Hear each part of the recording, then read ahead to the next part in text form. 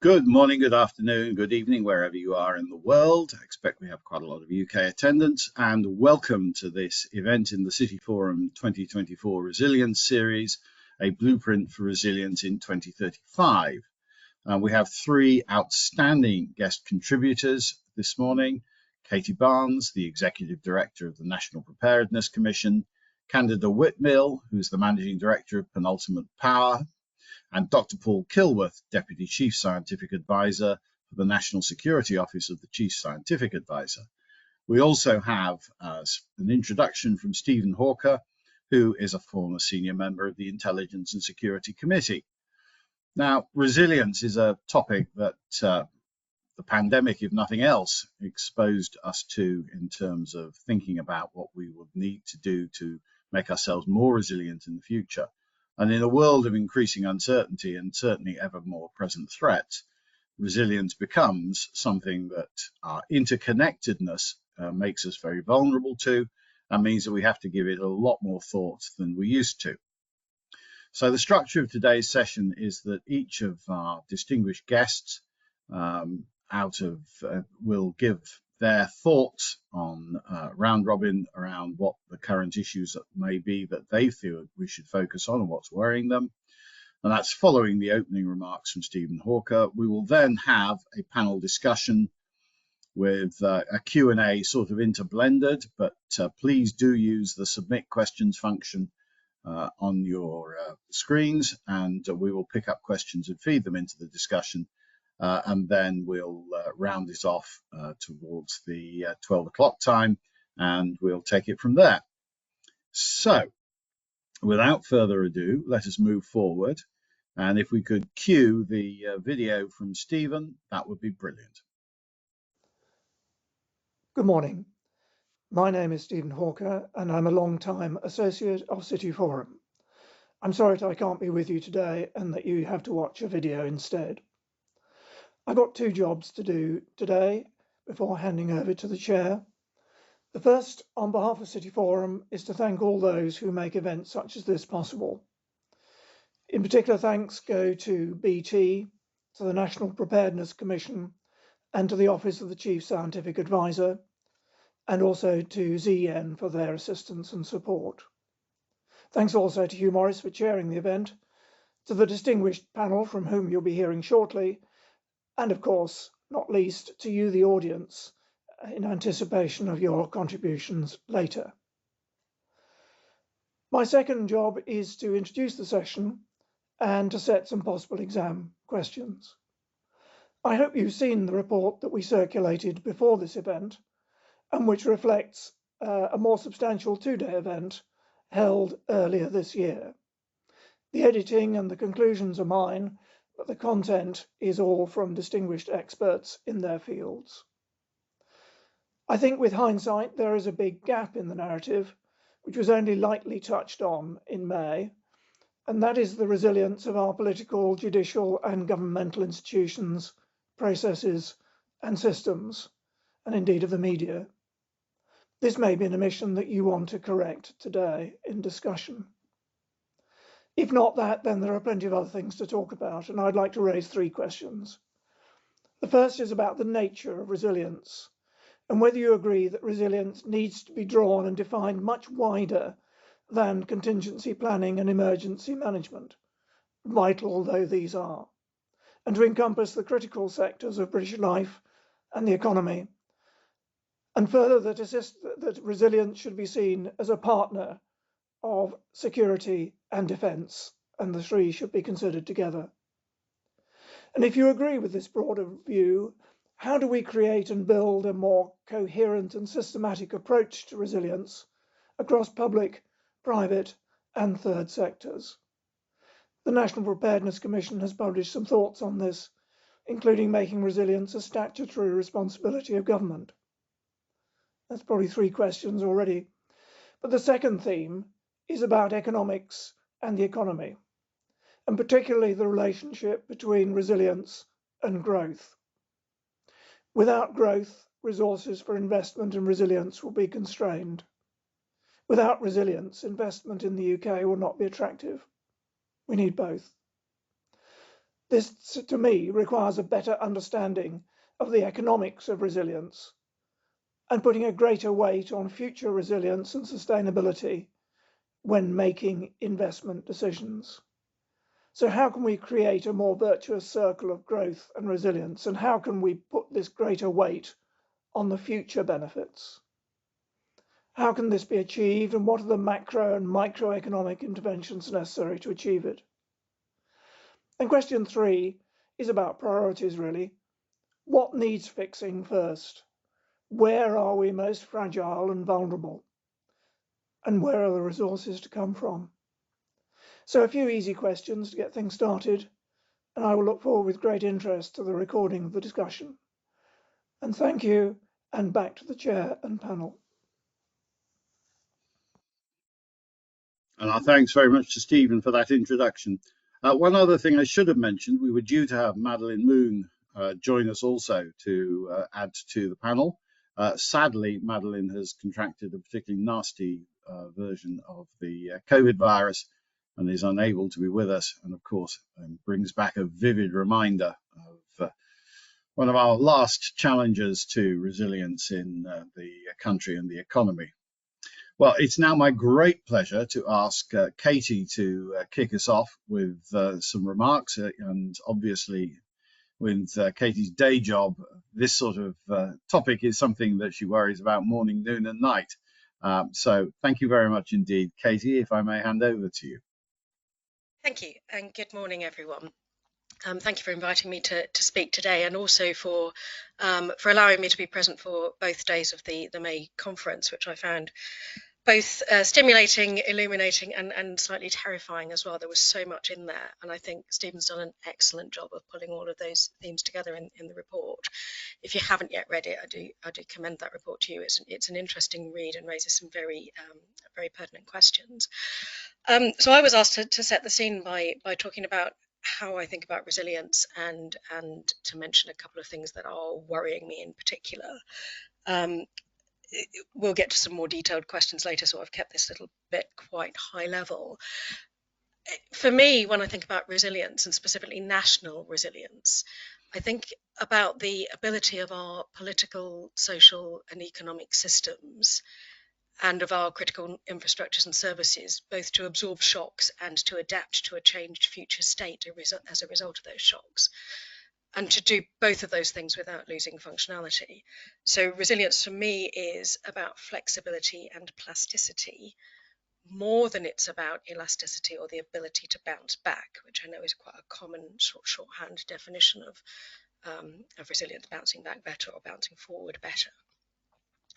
The definition of resilience that's used in documents like the Integrated Review or the Government's Resilience Framework I find to be rather narrower, namely the UK's ability to anticipate, assess, prevent, mitigate, respond to and recover from risks, which are then described as potential events or threats such as natural hazards or deliberate attacks. I've nothing against that definition. I think it's a really good one, and it's good insofar as it goes. But from where I'm sitting, it doesn't go far enough, and that's because I'm looking through a preparedness lens. So it doesn't really talk about capacity to identify and grasp opportunities. And it doesn't overtly pay attention to all of those changes, the societal and behavioural trends that constantly contribute to our natural growth, progress and evolution, but that never feature on a risk register because they're of a sort of slow burn nature. They're a continual change that nevertheless will affect the underlying assumptions in all of our plans, including our resilience plans. So whilst the risks on a risk register are likely to be the ones that garner the most meaningful attention, in the sense of what gets measured gets managed, and by implication what doesn't.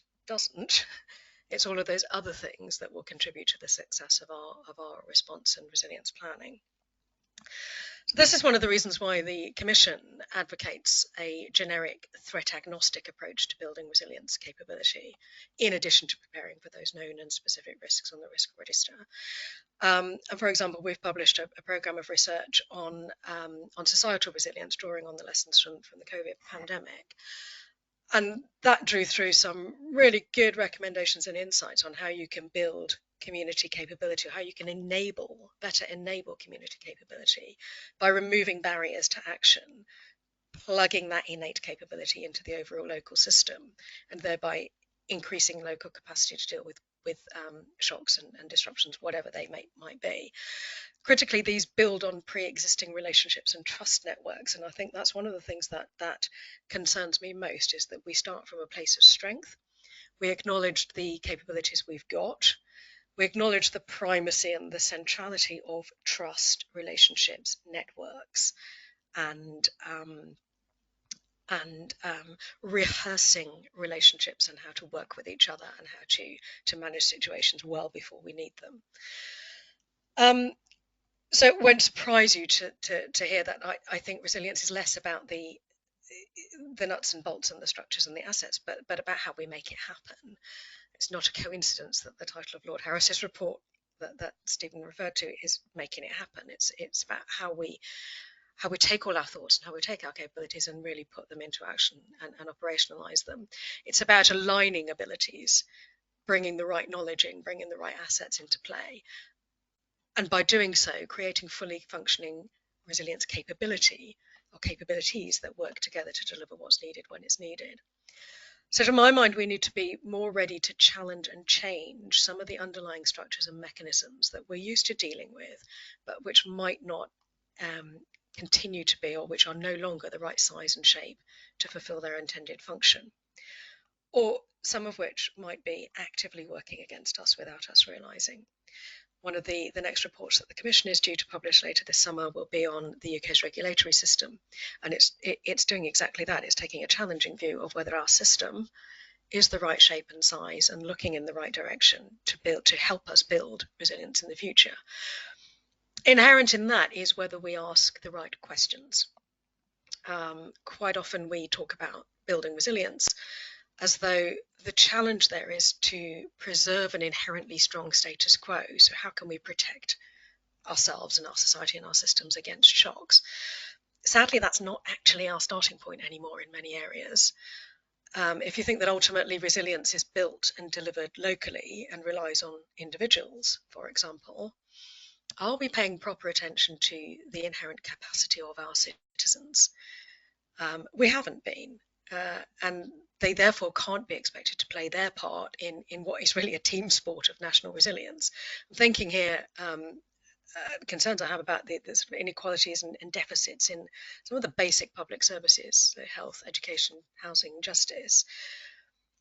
It's what I frequently characterize as failure demand. So there are harms we're doing to ourselves simply because our systems are no longer fit for purpose.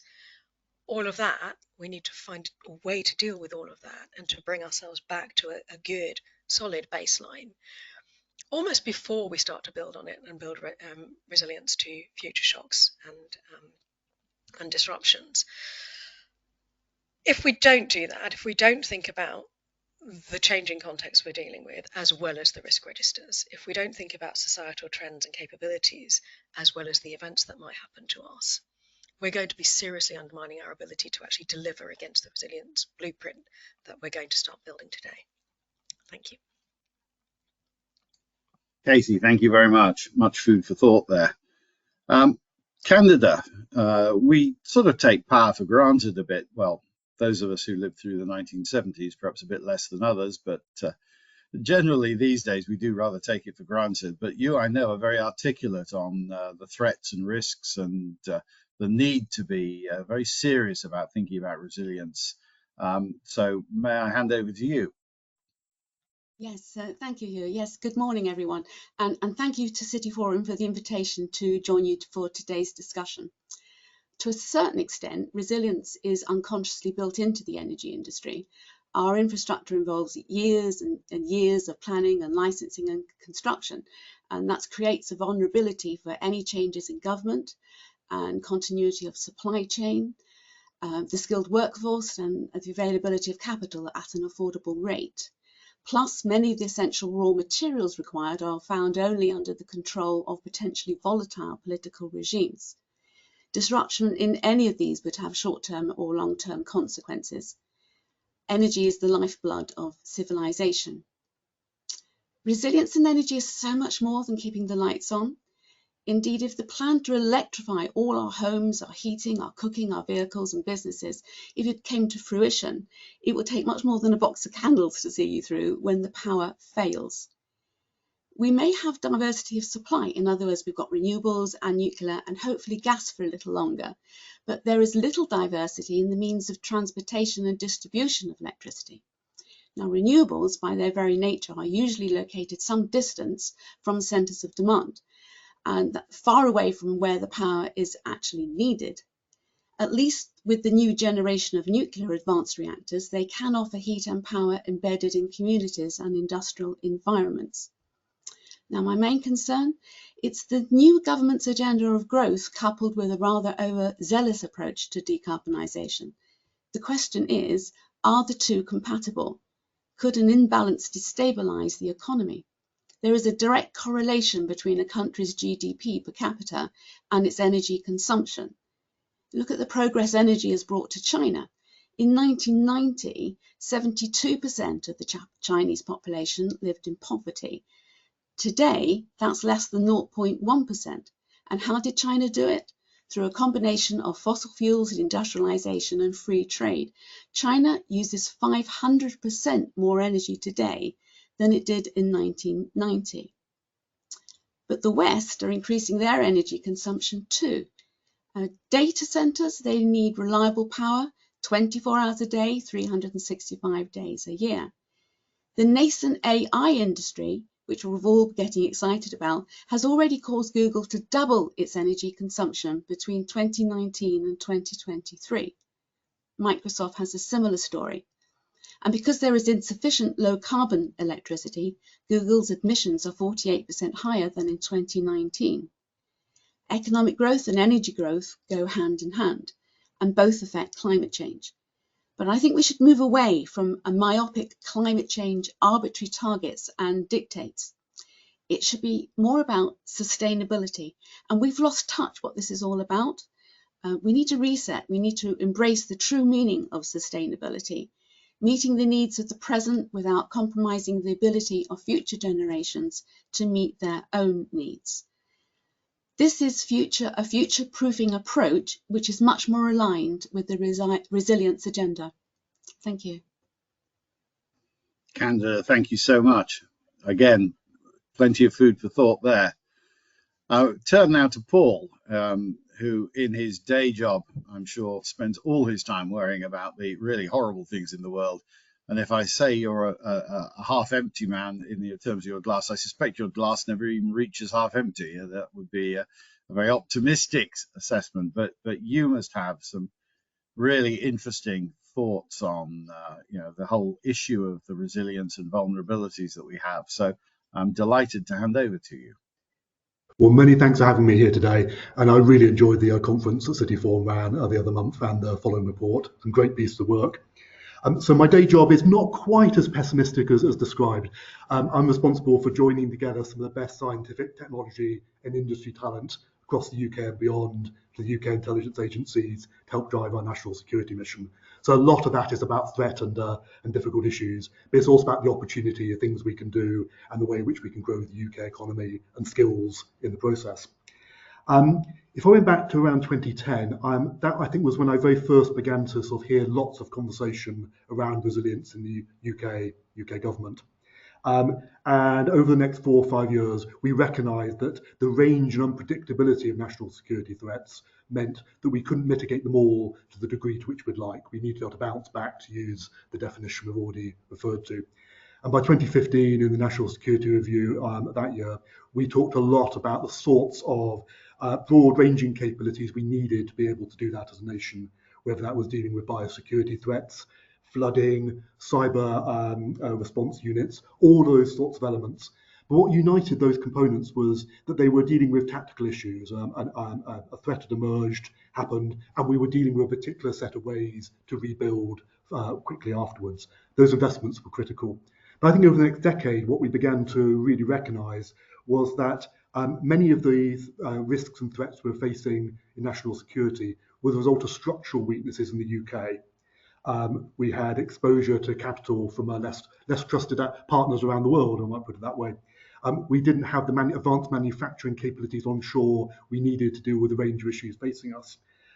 We lacked skills and talent in key technologies, particularly fast-moving emerging technologies.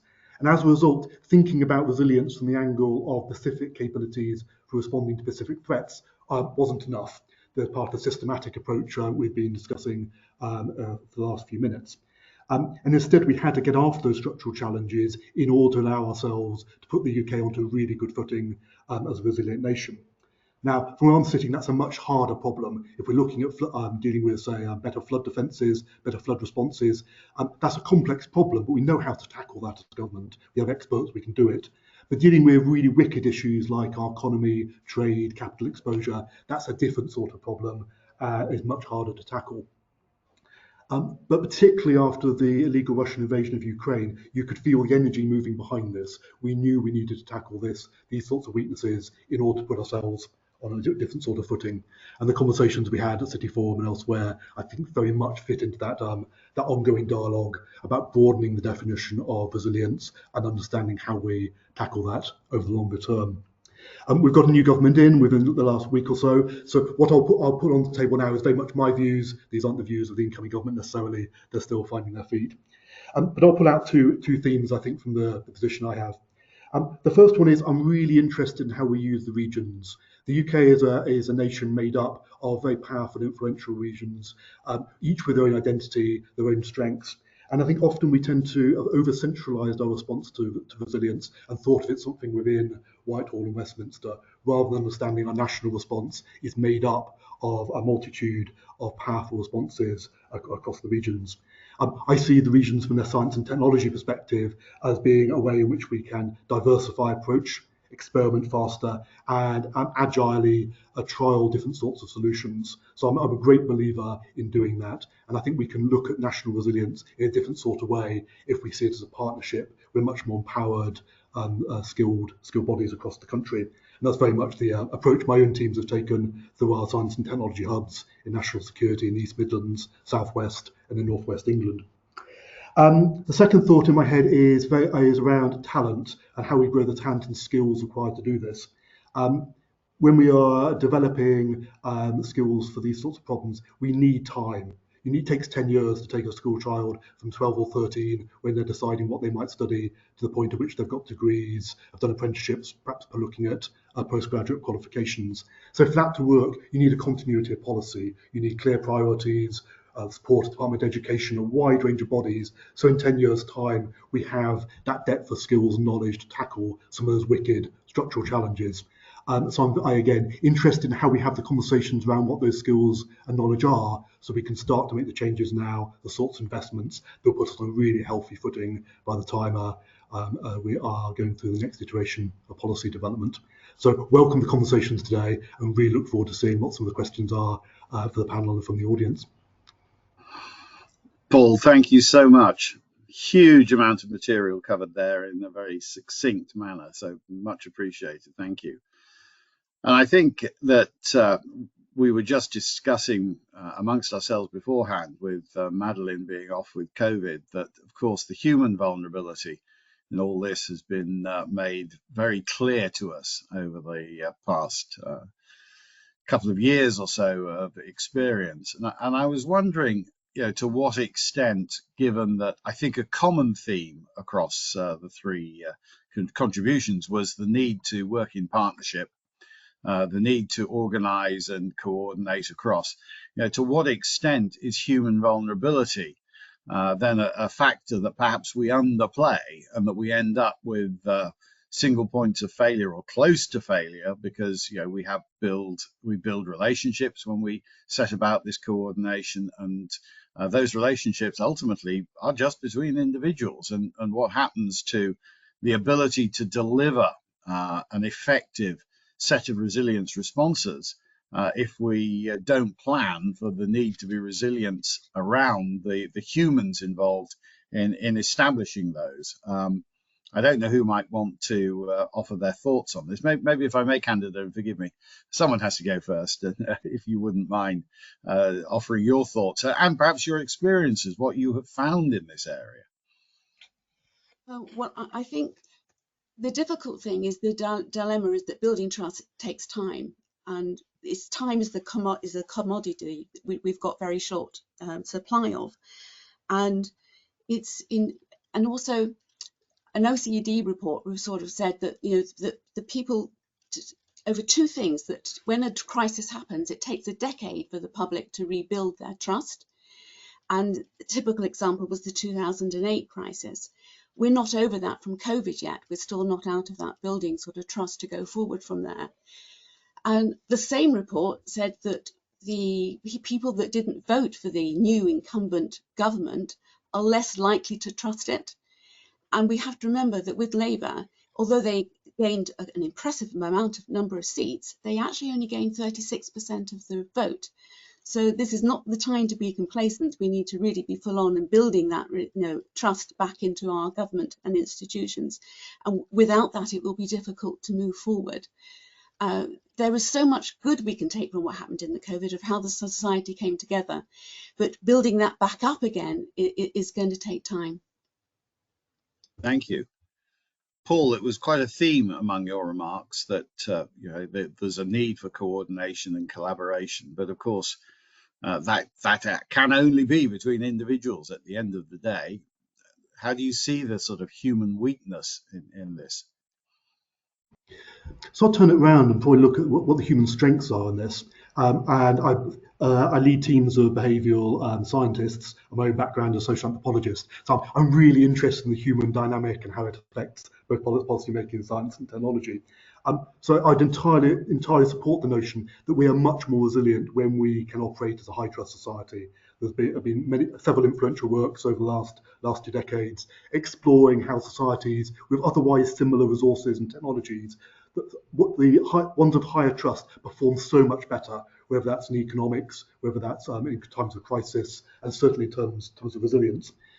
Time is a factor, undoubtedly, with trust, but we also know that we can inject more trust into the system by the way we act.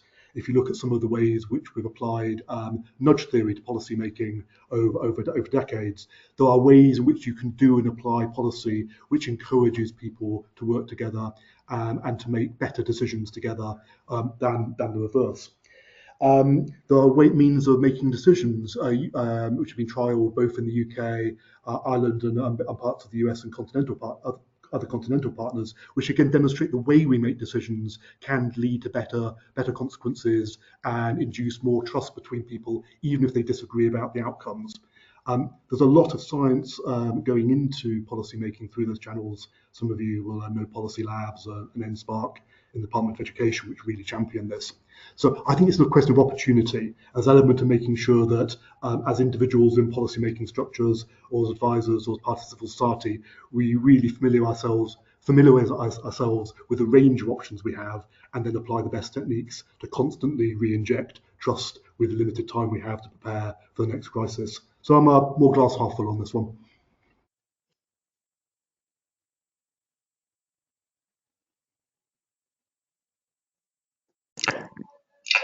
You're muted, Hugh.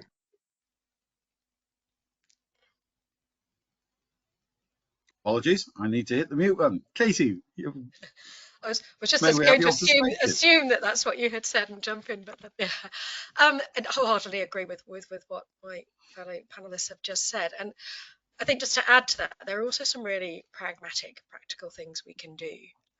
So I said in my opening remarks, I think that resilience is built locally. One of our esteemed commissioners at MPC, Sir David Omond, always says, in the end, every crisis is local. The local factor, the non-centrality of how you deal with most crises is really important.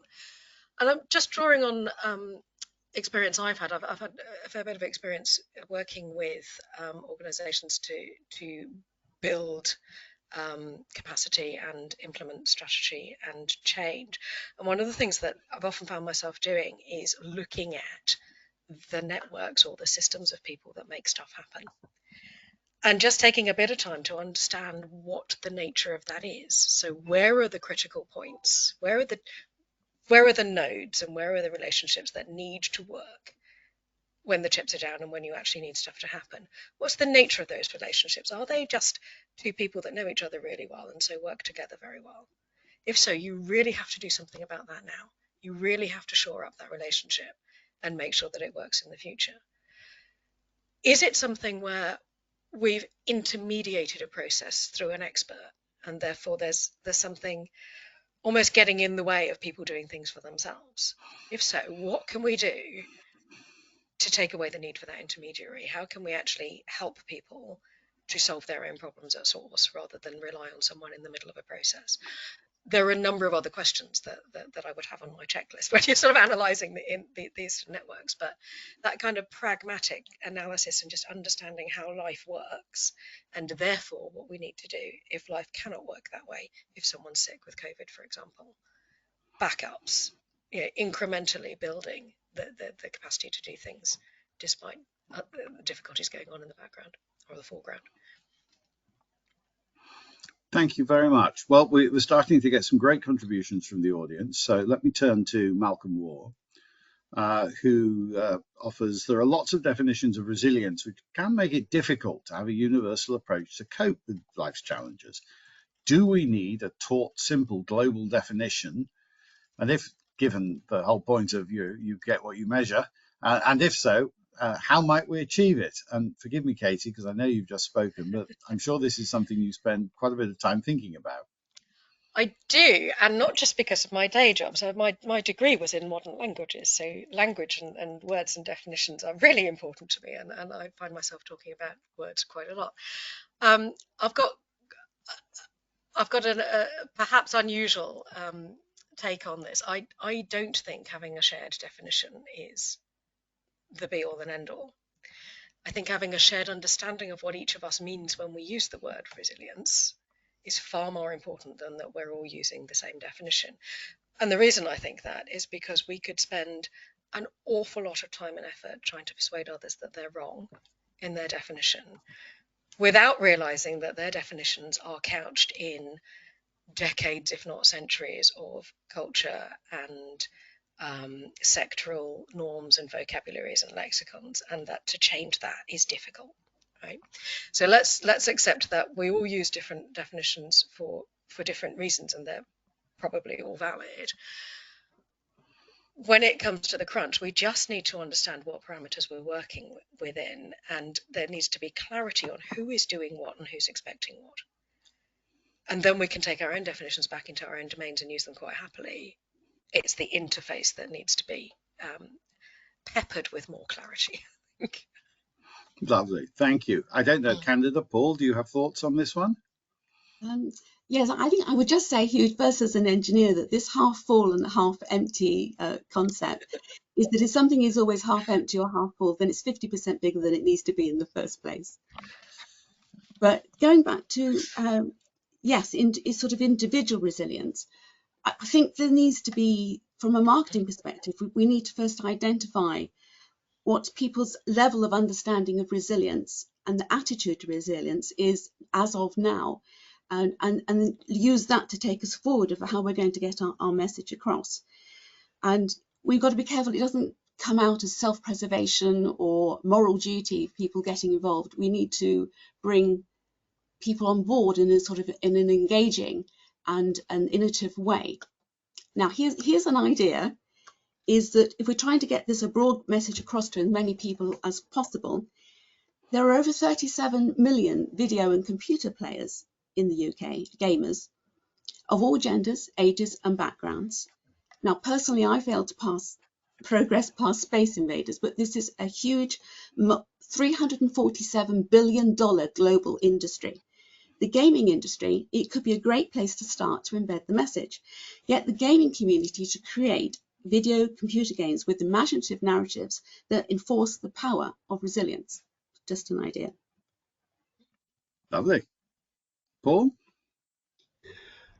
Well, certainly, if my children are by any judge, I think they have a high motivation as game players for example, resilient Wi-Fi, resilient telecommunications. So I think I would sign up to your cause really quickly, Candida. Building on the language point from Katie, I think there's something here about the verbs we use and who becomes the actor in the story. So I think there's always a risk when we talk about resilience as an object that exists out there in the ether, as opposed to the individual people, companies, regions and communities who actively build it, who contribute their own resilience and others. So a little bit about constantly reinforcing the behaviours we want people to take with the way we use language and construct the stories around this. So whilst I think sort of broadly common definitions are definitely helpful, they need to be definitions which support that activity and change, rather than giving people a sense that resilience can be provided to them by a distant part of government or somebody else in the system. I like that point. That makes sense. Well, I think our audience is taking us all over the place around the topic, which is brilliant. And have an offering here from Gillian Kale. She says, can we make IT systems, and I think she also means the financial system, if I dare put words in Gillian's mouth, more resilient and trustworthy? With about 40% of UK crime being IT related, and the fact that 100 billion is laundered in the UK annually, should we be doing something about this? Paul, I'm sure you're thinking about this in your day job. Absolutely. So, I mean, the UK puts a huge amount of effort into making our country the safest to work in and to live online. The National Cybersecurity Centre, part of GCHQ, is a leading institution in how to manage these sorts of risks. And resilience as a concept is never far from their minds. There's a lot being published online by both the Home Office and CSC about our approach to that, which I think gives a sense of how we are trying to build more resilience into the system. For that to work, though, we need to have all parts of the UK system playing their part. Cyber Essentials and various other vehicles are out there to give guidance and help individuals and small companies do that. The financial sector in the UK does a huge amount of work leaving in and trying to tackle some of these challenges.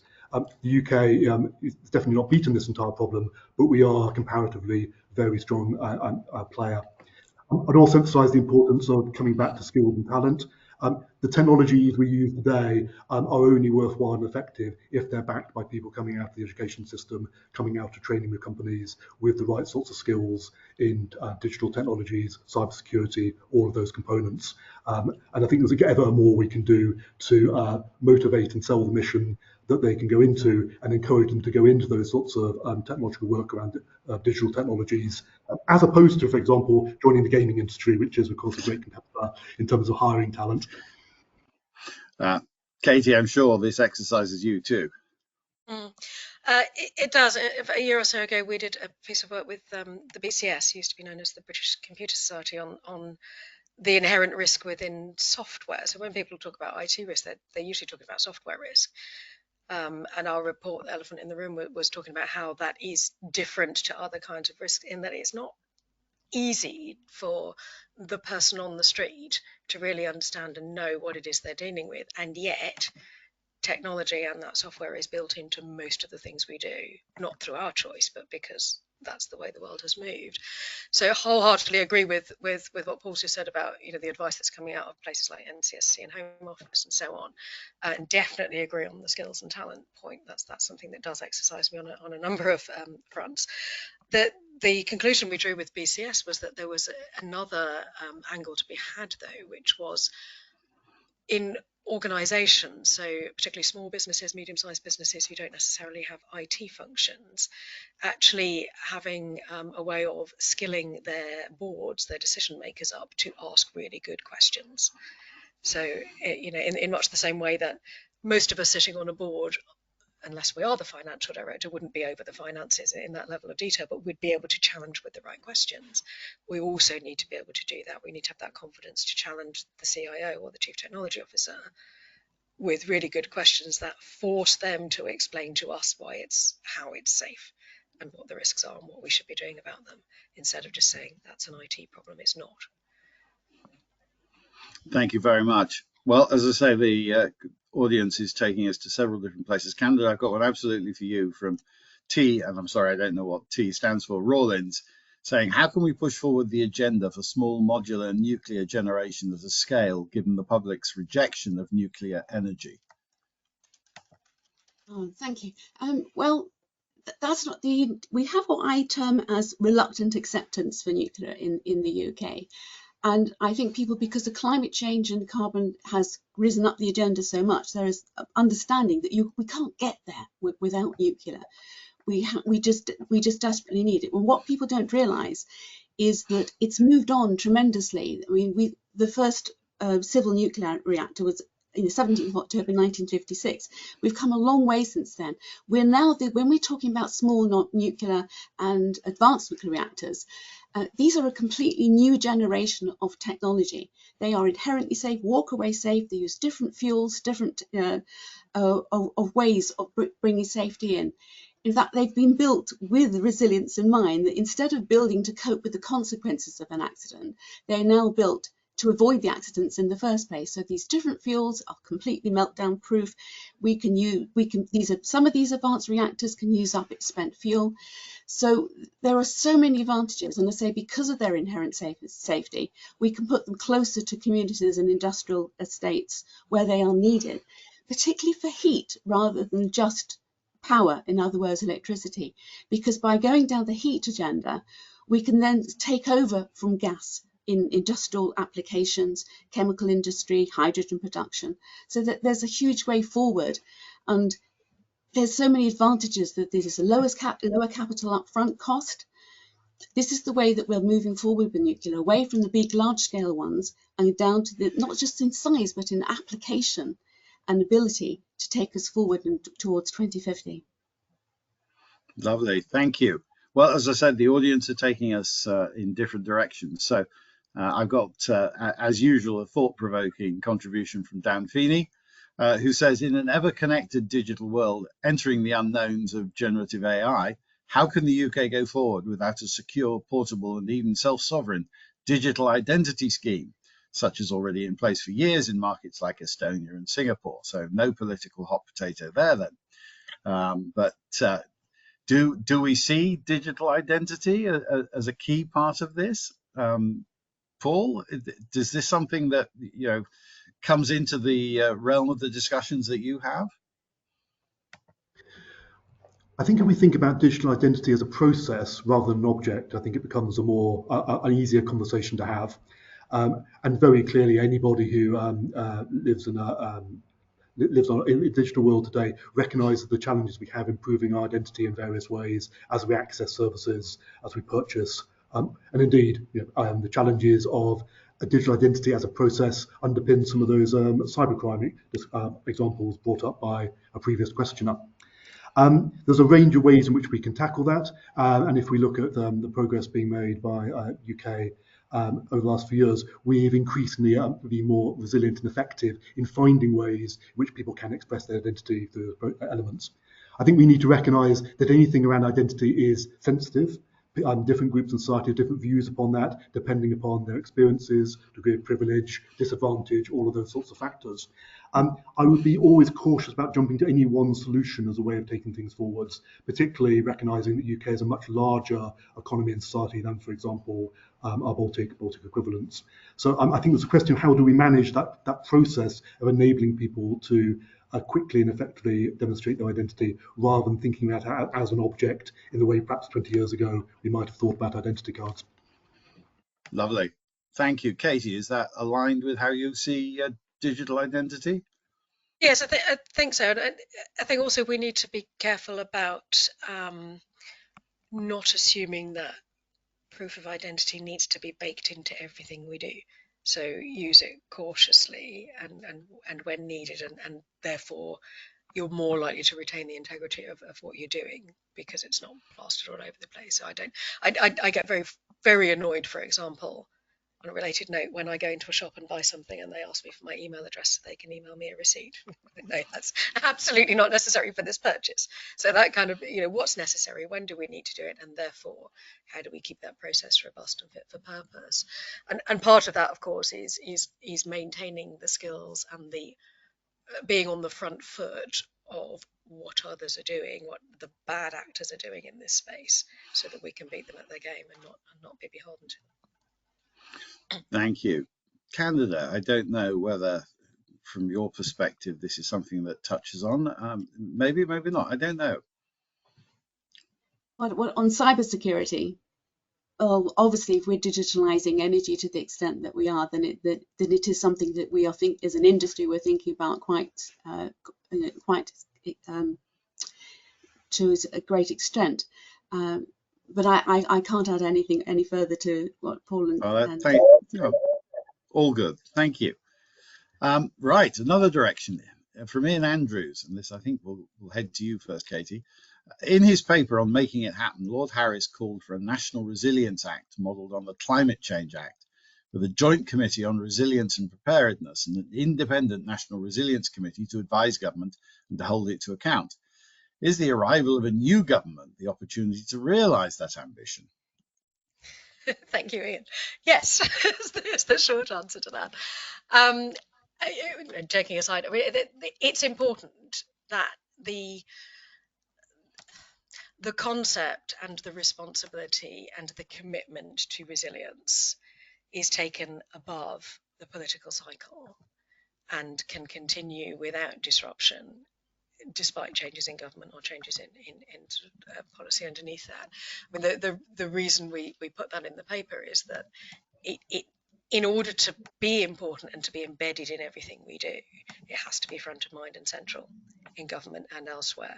So there needs to be a mechanism, there needs to be legislation. That means we can't change our minds. There needs to be commitments and targets, and there needs to be an accountability. Someone's job has to be to hold that accountability, report back on it, and make sure we're doing what we said we'll do. So yes. Sure. Paul, perhaps broadening this to a sort of general governance view, what's your perspective on the sort of governance that we need in this area? So I guess from my position, what do I look for in this? Very much that question of accountability, clear governance that Katie mentioned, absolutely key. There's a clarity of message. Even when government isn't mandating behaviours or isn't using legislation directly, the way in which we put across clear messages as government is really important. It sends a long-term signal that encourages science and technology investment, encourages economic investment. Is a really powerful role in doing that. There's something about how we use the full range of incentives that we have across our governance system. We've made significant strides over the last few years by encouraging, for example, cyber essentials to be picked up by companies doing business with us as government. It's a simple tool, but it has effect. There's more we could probably do, perhaps around resilience in that space. And last but not least, there's a powerful role for government in how we empower people, how we give people the tools, the assets, the knowledge, the networks, the time and space to really make a difference. And good governance, if I can put it that way, good governance is at the absolute heart of that. If we get that right, then this becomes a leadership function that enables that response across the UK and the regions it represents. Lovely. Thank you very much, Paul. Candida, perhaps another one certainly related to your area, from Stephen Murgatroyd.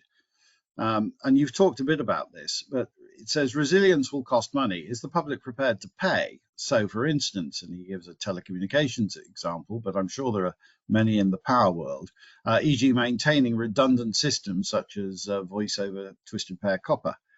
Do you think that the sort of resilience and redundancy and money come hand in hand in a way that is easy to balance or challenging? Well, yes, that's a difficult one, Hugh. I mean, the public just, I think we're talking about engagement here, really. We mentioned getting the individual involved and down to a local level. And that's very much, I think the public, can resilience planning not be seen as another type of insurance? We insure so much already, car, home, life, travel, health if you can afford it. Could people contribute towards resilience in some way? I think the public must not be left with the impression that protection comes for free. I mean, there's a lot of research and evidence that it just proves that consumers do not value the inherent costs and benefits of things that are free. So even a small regular payment or something that which encouraged people to engage, as long as it was clear, sort of building up perhaps to a resilient fund that everybody was participating in and engaging in. I mean, we'd have to get the trust of the public that it would be defined exactly what the funds would be used for and when, and it must be passed on intact from one government to another, so it's not raided for the housekeeping. So yes, I think you need engagement, but I think the big picture is that they have to be realised that they're contributing not just on a local sense, which I think it has to start. Indeed, that's where the action and putting it into place is. But the overall command comes from the national picture, which we should be all contributing to as citizens. Thank you. And to Katie, Ian Gordon takes this as sort of one step further, perhaps. And he says resilience requires multitudinous investments, much of it by governments. Taxpayers fund the government. If government institutions in resilience are spent out with the UK economy, then future tax revenues fall and national capabilities and industry also decline. A downward spiral, perhaps. Everything depends on money, and we weaken resilience when governments spend taxpayers' money outside the UK economy, he posits. How do we stop this decline? Interesting question. I think I probably wouldn't necessarily leap to characterization of the situation as decline. I think the assumption that money all needs to come from government through taxpayers is possibly not the right one. I'd mentioned in my opening remarks, I think resilience is a team sport, and certainly the government's the last government, hopefully this government's choice of whole of society resilience phrasing is something that we still hold dear. Everyone has to play their part. Businesses have to play their part. To Candida's point, insurers need to play their part.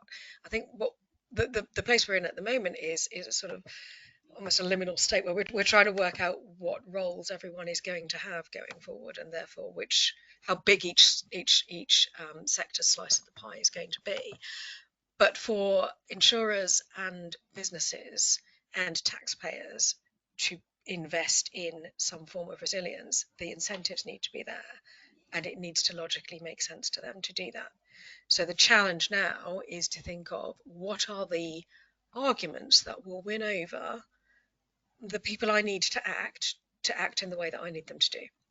And that's not from a paternalistic sort of directional, centrally directing point of view. Rather, what is this new social contract we've got now? Who's playing what role? How do we enable each other to play the role we have? How do we incentivize each other to put the money in the right place? In the insurance question, there are mechanisms. We've had some work done with some of our insurance partners on some of the mechanisms that help build new markets, for example.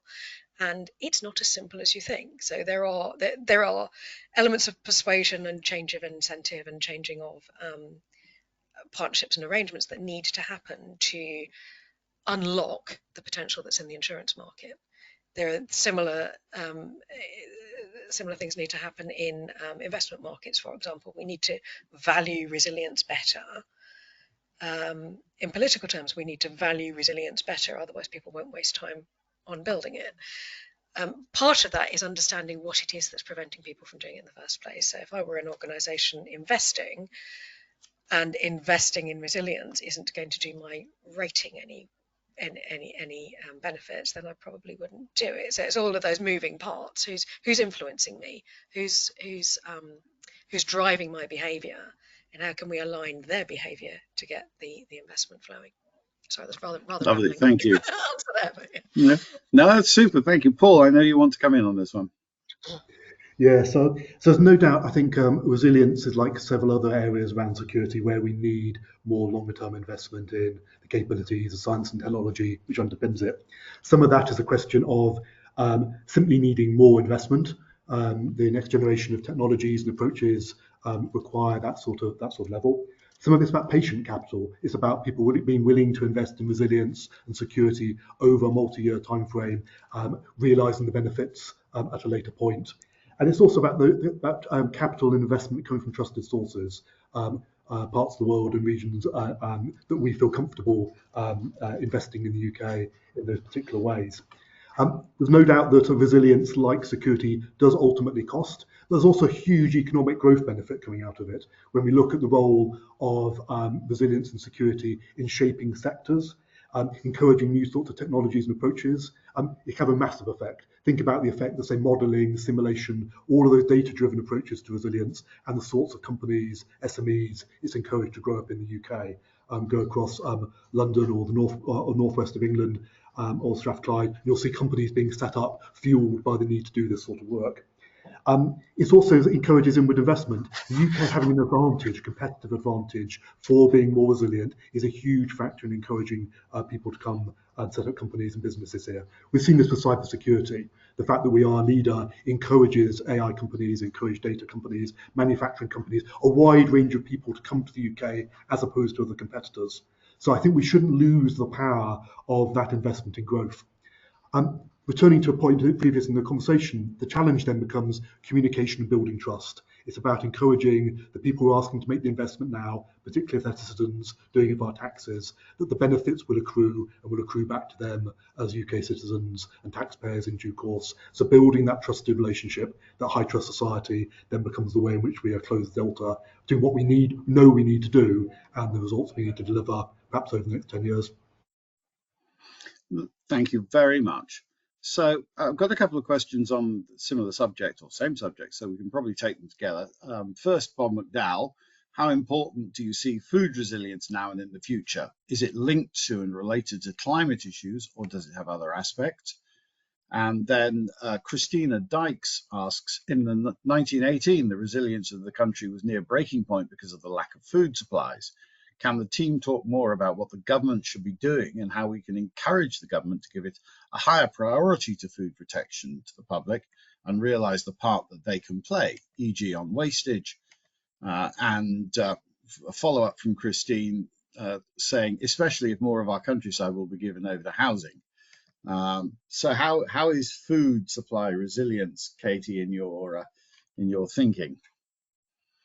Very much in the forefront of our thinking. In fact, those of you who were at the May event will have heard from Professor Tim Lang, who's in the final stages of finishing a report for us, a very in-depth report on food security in the UK. I think it has a number of angles. So the reason this has come to the forefront of many of our imaginations is the supply chain issues that the questioner mentioned. And supply and distribution, the distribution angle of supply is certainly important. What underlies that, though, is the question of whether there is actually sufficient supply and whether there's sufficient supply of the right types of food. So the nutritional angle as well. That all comes back, as most things do, to the community and the local level. So we might have national supplies of bread, whatever staple you might think about. Can we get it to the communities? Can do we have equal access to that? Do we have fair and just access to that? And then there's the angle on wastage that the questioner raised, and that's as much to do with education as anything else. So are we actually preparing and teaching our children at school to make good use of food and to build good nutritional basic habits so that they can cope in times of stress? I'm a keen cook. I tend to think of food as just chemistry with different ingredients, and so that knowledge of what different ingredients do for you and how they can combine and how you can substitute one for another goes a long way in reducing panic when the thing that you're used to eating isn't available. So there's a strong educational and sort of nurturing capability angle in there. There's supply chain, as we've talked about, and distribution, but there's also the local picture. How much can we enable communities to be more self-sufficient, or more self-sufficient in partnership with their immediate neighbours rather than relying on a centralised national model? And I think that there's a sort of follow-on point from this about engagement from Robert Hall, which is, what is the panel's view of a civil reserve of scale to help with engaging more of the population in preparing for and dealing with emergencies?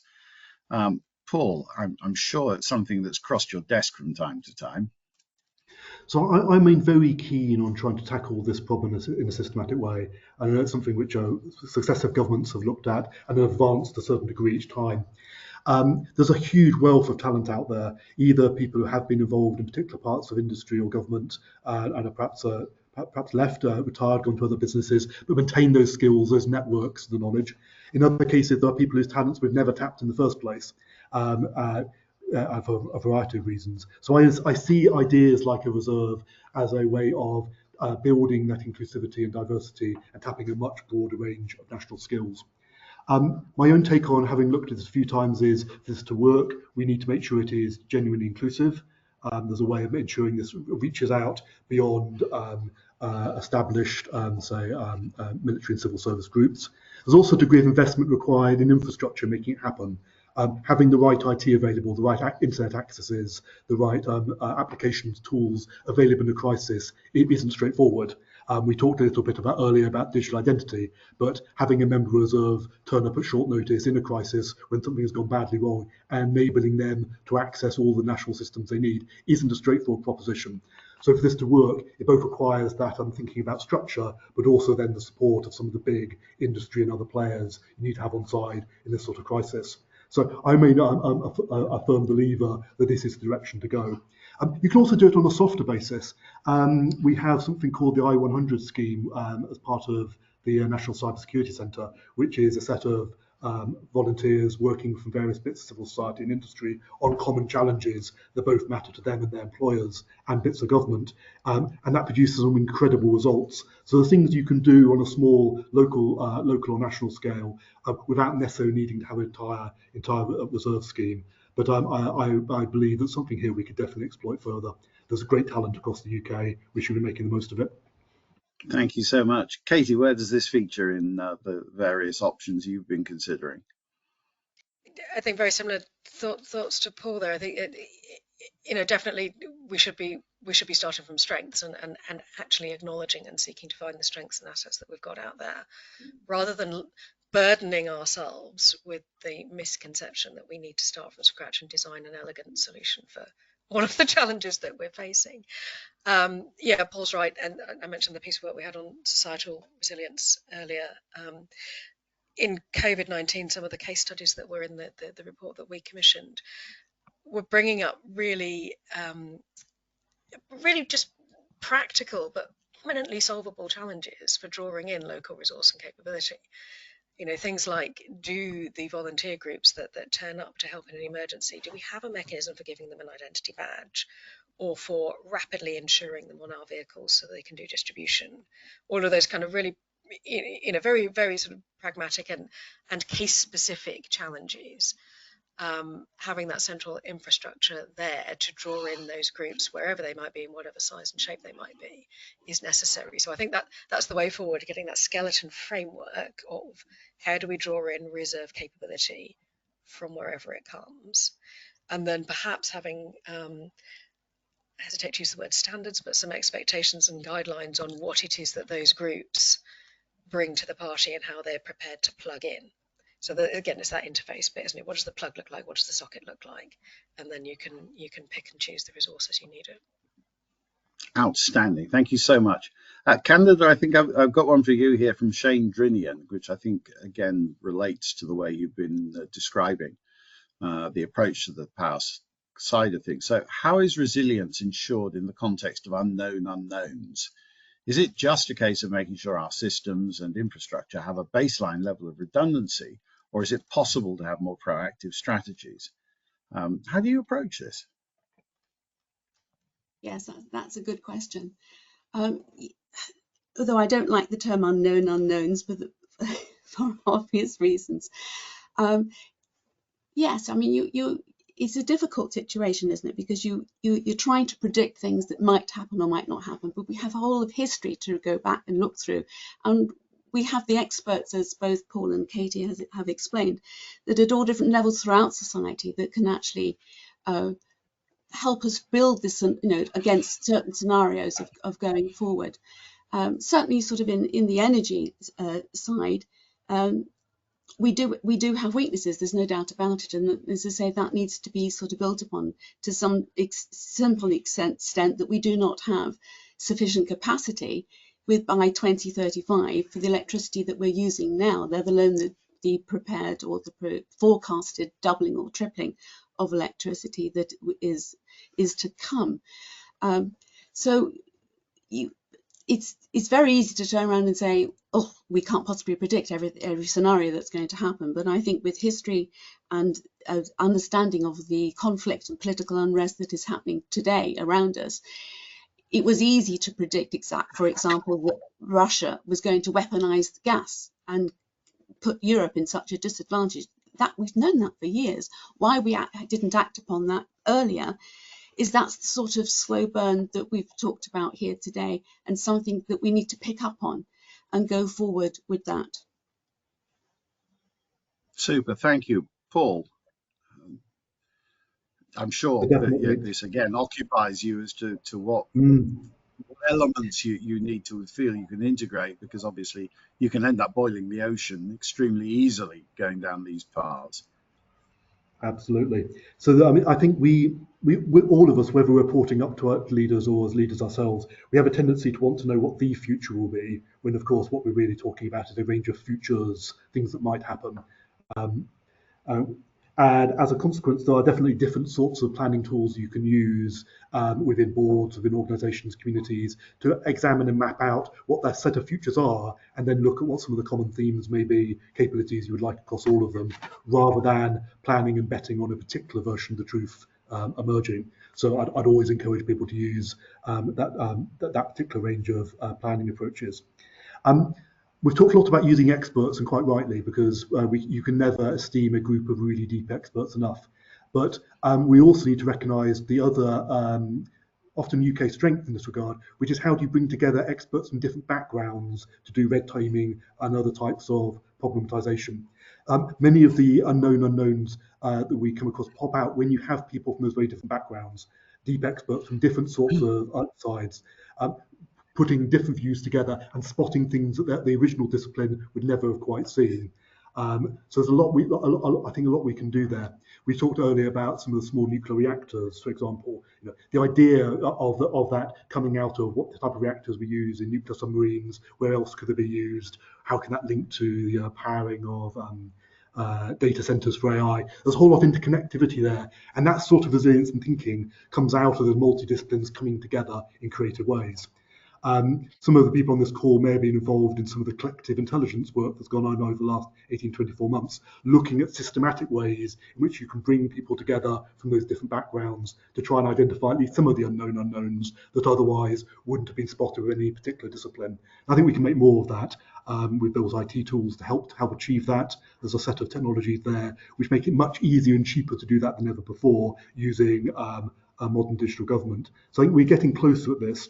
But I think recognising the power of difference, diversity of thought, as well as the really deep expert opinions that we need to tackle other sorts of problems is key. Thank you so much, Paul. Katie, I've got one for you here, which I think you will have a view on, from Patrick Curry. It said, Lord Holmes and other MPs and Samaj Wolpert strove to enable a much more collaborative approach with collaborative mechanisms to deal with these complex shared risk-based issues, resulting in 23 collaborative working groups and 200 plus industry and government participants. The assertion by Patrick is this collapsed when COVID hit. What can be done to restore a more collaboration inside government and between government organisations and industries? And again, I suspect this is something that you consider pretty actively. Yes, and I don't have the perfect answer for you as to what that should look like, but in principle, I think the principle is there. What the enemy almost is departmental boundaries, isn't it? And or responsibility boundaries. And I keep coming back to that word, interfaces. None of these challenges that are facing us, none of the risks that face us or the threats that face us will respect any of those boundaries. They don't even know it's there. So yes, collaboration is absolutely the thing that we need to do. But again, we need to do that in a way that is not just paying lip service. So there do need to be regular forums where leaders can, decisions makers can get together and properly debate what it is that they're dealing with in their own domain as well as cross domain. And there needs to be proper two-way or multi-way engagement with the other sectors. So in the UK government resilience framework, there was mention of working more closely with business and working more closely with the voluntary community sector.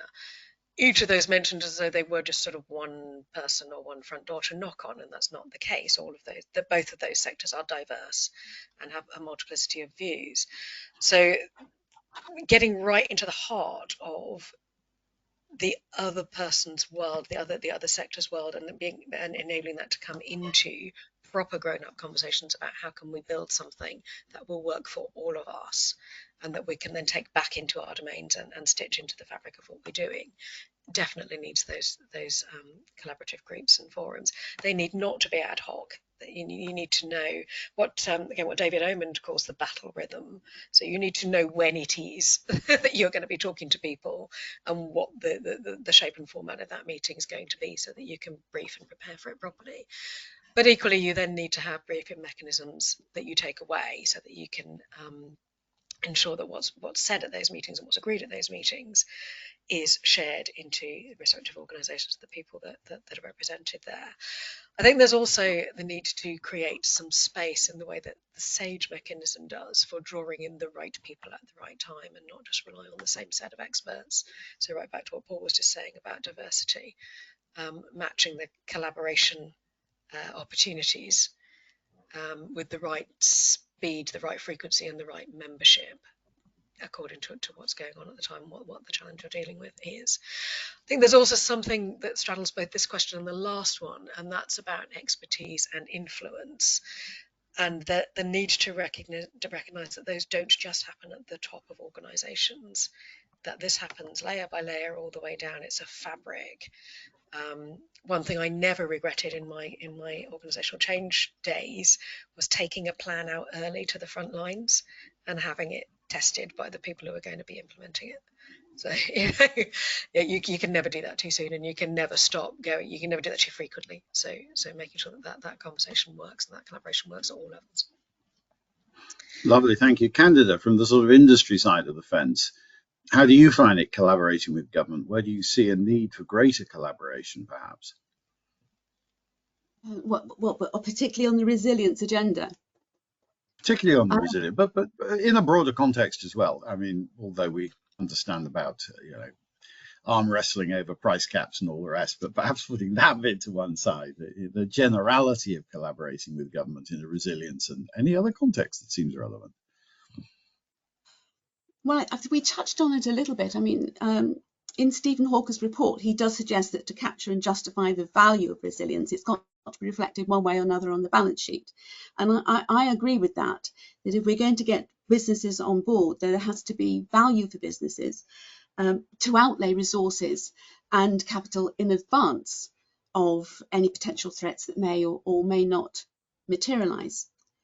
So there has to be incentives to get businesses on board, whether that's a tax credit for businesses that can demonstrate they have a resilience plan in place is perhaps one way. But it does need, the other thing is that of course it needs a long-term strategy, because businesses have long-term investment cycles, and that's perhaps one of the something that needs to be adjusted, because we're having these political changes in the last government, and it happened before the administration before that manifestos can change mid-term. So there needs to be, it's not just a case from going from one administration to another, and taking in mind the long-term nature of business investment, whether that's manufacturing or particularly in the energy industry, which will cover probably one, if not two administrations to bring infrastructure to fruition. Then it's having that continuity of policy that will bring confidence to join into the long-term strategy of resilience. Super, thank you. Definitely one here for everyone, which is from Stephen Murgatroyd. Single point of failure was mentioned earlier. What's the best practice for identifying these? Maybe using system thinking? Paul, I'm certain that this features in your work? Absolutely. And I think the first time I encountered it was going back many years ago when I was engaging with a company which had diligently acquired backup telecommunications supplies. It had put out a contract by, I think, 3 different companies to make sure that they could be certain that if one of their suppliers went down, they would be able to communicate and carry on their business. Of course, this being a few years back, what they hadn't realised was all 3 companies use the same piece of fibre optic cable, which some unfortunate farmer then dug up with their hoe digger, rendering all 3 solutions unviable. So we know this is a challenge. Industry by industry, there's various methodologies for tackling this. They're all specialisms. Much of this comes back to the themes we talked about before. It's having truly expert knowledge. It's about red teaming that with other experts to see what works and what doesn't. But also increasingly, I think it's recognising the power of data analysis for this. There are many really complex problems out there in terms of dependencies, single points of failure that humans on their own simply cannot master. They're too complex, particularly with in technology areas which are fast changing data flows, and it becomes harder and harder to predict in those sorts of malleable situations. But there are a range of technologies coming through in the UK, particularly around that modelling, understanding, some of that using classical data science, in other cases using pieces of emerging AI. And the UK is fast becoming a real leader in this area. So I think there's a lot of hope there for us to be able to harness that in the right sorts of ways. So I'd use a combination of those. And then if you've got a methodology that works, that's being really successful for you and your company, don't be afraid to make a benefit out of that, market it, export it, make a virtue out of the fact you've mastered that particular part of the resilience challenge. Candidate, I'm sure this features in thinking when you're planning for both resilience and the future. Yes, I agree with, I can't really add to what Paul said. I agree with his thoughts entirely. Super, thank you. Katie? I too agree with what Paul said, yes. Fantastic. Another question, perhaps, candidate, if I may, slightly direct to you from Ian Gordon. As global energy use contributes to 73.2% of greenhouse gases, how can energy use choices for resilience be linked also to reducing greenhouse gas emissions?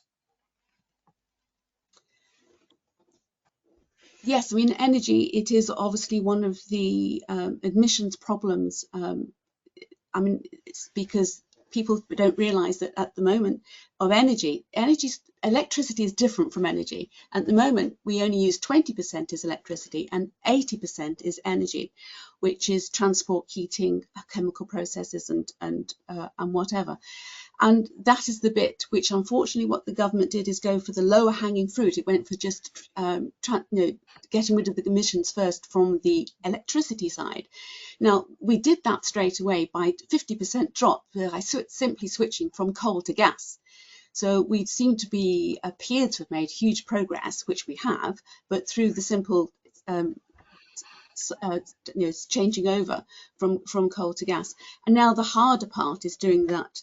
The rest of the decarbonisation, and though we need to go down the electricity route, we need to the low carbon electricity route. We need to be very careful and plan of how we do this, because we need not if we just swap from a fossil fueled industry to go straight down to low carbon overnight, it's going to be a crash landing, and we need a soft landing with a powered descent. To get there. So we're going to need gas for a little bit longer. There's no doubt about it. In fact, the Ofgem came out this week and with their scenarios and said we're going to need gas at least till 2036, if not longer.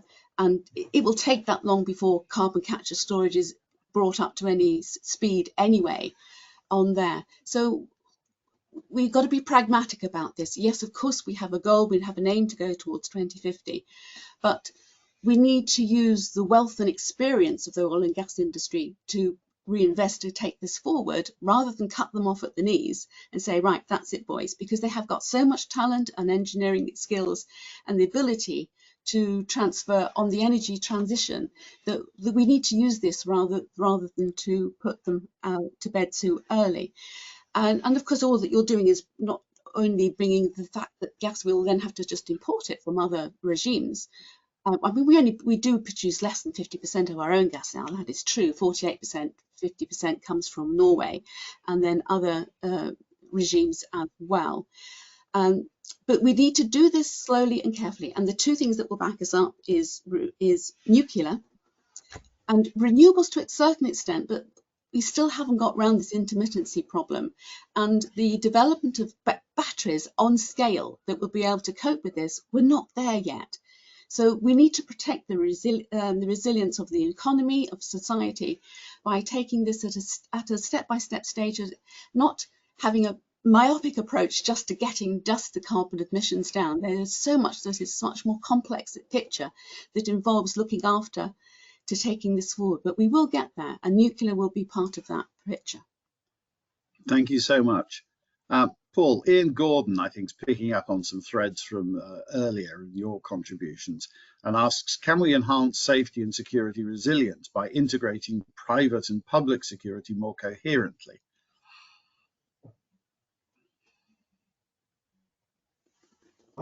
Almost certainly, I would imagine, would be the answer. Entirely agree. So I think one of the challenges we have is traditionally in government over many years, we've tended to see the relationship with industry in many cases as being a supplier relationship. That is, government procures services from industry. We have a tight set of procurement rules which are designed to avoid undue advantage by any one company, separation, a whole bunch of behaviours, which makes sense in one particular circumstance. When we start to look at the question of how we jointly address resilience, security, they become an obstacle. There's been quite a lot of thinking over the last 2 to 3 years about how we can interpret our procurement rules differently, backed by recent changes in legislation, to enable us to treat industry as partners in certain types of outcomes, whilst recognising they remain competitive private sector entities who quite rightly need to generate a profit for their shareholders. Similarly, with academia, there's that recognition that you can think of academia as being an entirely independent function beyond government, and there's good reasons when you're looking at research independence to do so. But equally, they're partners in security, and we need to understand where those common elements are. So I suspect by thinking of resilience as a classic mission-driven activity, which brings benefit to all of those parts of society we've been discussing and needs the contributions, you're then looking at, are the structures we're applying, are the way we're interpreting those structures really helping us deal with this? The test case I always use internally is if one of our private sector partners was to come up to us with a really good option around resilience or security they could take forwards. Would our system help them do that? Would it help reward that whilst presenting a fair playing field, or to make it really difficult to take forward that idea? And I think the more we can place ourselves in that position where we understand what industry needs and really happy that we've got the processes in places to treat them as partners as well as good competitive players, I think we'll be onto a winner. But there's always further to go on that. Fabulous. Well, I think the last 90 minutes demonstrates how brilliant a discussion you can have when you have an informed and engaged audience and you have articulate and deep expertise sharing the thoughts with them. What a fantastic session.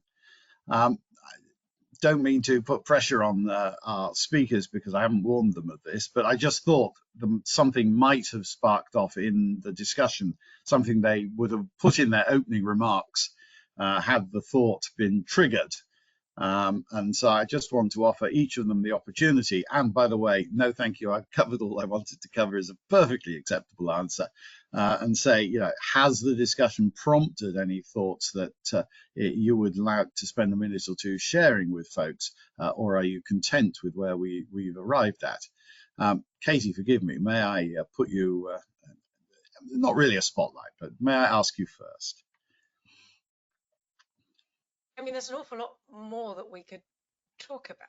I think the thing that has come through most strongly in today's discussion is the grown-up conversations we need to be having, and the collaborative conversations we need to be having, and the level of relationships that we need to be building, which are equal.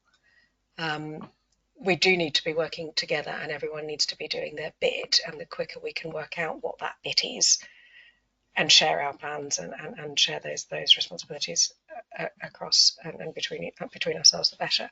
And I think to the question of, is the new government the best opportunity to get the right things in place? Yes, it's a good opportunity to reset and look at where we are now. What's the new baseline?